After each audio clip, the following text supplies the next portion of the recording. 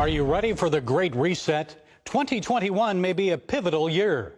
Wealthy global elites are planning your future, and what they intend for America and the world may startle you. Dale Hurd explains. Here's a video of your future if some people at the World Economic Forum get their way. They say you'll own nothing and be happy about it. Energy will be green, rationed, and expensive, and travel will be restricted. Even your diet will be controlled, and currency will be digital. This left-wing dystopian dream is called the Great Reset, and you're supposed to be excited about it. The Great Reset has been labeled a conspiracy theory, and even sounds like a conspiracy theory. But everything we know about it comes from the global elites themselves, who have been quite open about it. This is not a conspiracy theory. This is a well-documented movement among many of the world's most powerful people. Justin Haskins is a leading authority on the Great Reset. Fundamentally, this is a radical and complete transformation of everything that we do in our society to control people's behaviors, to control businesses, and to move society in the direction that you want to move it. It will change the way businesses are evaluated. It'll coerce businesses to pursue left-wing causes. The Great Reset was unveiled at the World Economic Forum in Davos, Switzerland, where many of the world's most powerful people go to offer solutions to the world's problems. And the World Economic Forum sees the coronavirus pandemic as a historic opportunity to change the way the world operates. Right now, we're facing a crisis of international proportion. It's going to have long-term impact for us. Their solution is essentially global socialism. Think of the Green New Deal combined with the COVID-19 lockdown restrictions, and throw in something called the Fourth Industrial Revolution, in which technology is supposed to radically change the way we live and work. Klaus Schwab is the founder of the World Economic Forum. What the Fourth Industrial Revolution will lead to is a fusion of our physical, our digital, and our biological identities. It has the support not only of world leaders, but of global corporations like MasterCard and BP, brought to you by people who think they know what's best for you. By giving, the elites, the technocrats in society, the most educated people, the ability to manipulate society, pull the levers in society, and manage and manipulate society so that it's, in their minds, perfect.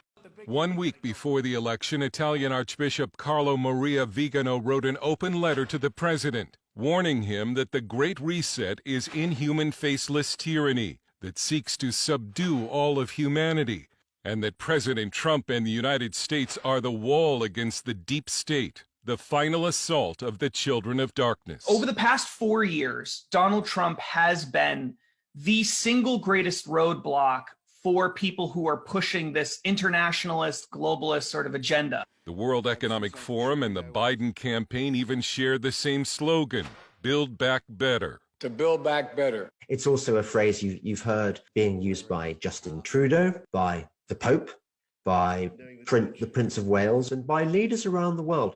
English journalist and author James Delingpole. You'd be amazed by how many world leaders are on board with this globalist plan, even people that claim to be conservative. This is worse than Nazism. This is worse than communism. This is worse than fascism. These guys are planning on taking over the whole world. Dale Hurd joins us with more via Skype. Dale, how might Joe Biden and Kamala Harris help to rapidly advance this global reset plan?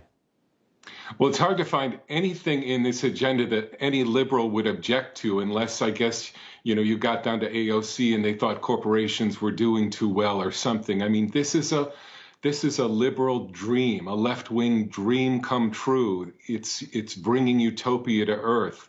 And Donald Trump has been the major obstacle to the completion of this. Hence, as I mentioned, the letter from Archbishop Vigano, that he was the only hope to stop this.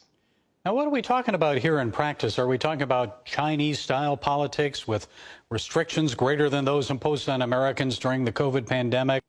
It's in a sense a bargain. they want to take away your rights and give you more, and sort of level the economy so that no one lacks, but then you give up your rights. For instance, they're big on us not owning anything. It's an Uber model applied to everything. And so you can have more, and maybe you don't have to pay for certain things, but they can be yanked away from you because you don't own them. It's the abolition of private property. It's the control of energy. They're going to essentially tax and penalize fossil fuels into the ground so that all that's left is green energy. This is their big chance to remake the world, and they're going for it. And you mentioned how COVID-19 restrictions and lockdowns are playing into all of this. So what about the coronavirus vaccine? How's that going to be used to advance this agenda? Well, they would certainly be for a mandate for vaccination in every country. Look, and it's astonishing the arrogance that this is all on the internet. This is all on their websites. It's not on conspiracy sites. I mean, they would love for everyone to be chipped, to get vaccinations for this and that. Essentially, under their plan, you lose control of your body, and it's this bargain that in exchange for that, you can trust them to make your life better. And Dale, I noticed something big is missing in this plan of the global elites: God. No mention of him, faith, just this fusion of physical, digital, and biological identities. Nothing about the spiritual. Yeah, and more arrogance. It's like the plot of a science fiction movie where you're asking, wait a minute, where's God in this? I mean, and that is the world that they live in. It's this giant disconnect between the elites of the world that live, I don't know where, and the working men and women of this world. And I personally think that this probably isn't going anywhere because it's so disconnected from our day-to-day lives. Okay, Dale Hurd, senior international correspondent for CBN News. Thank you for providing those additional insights. Thank you, Gary.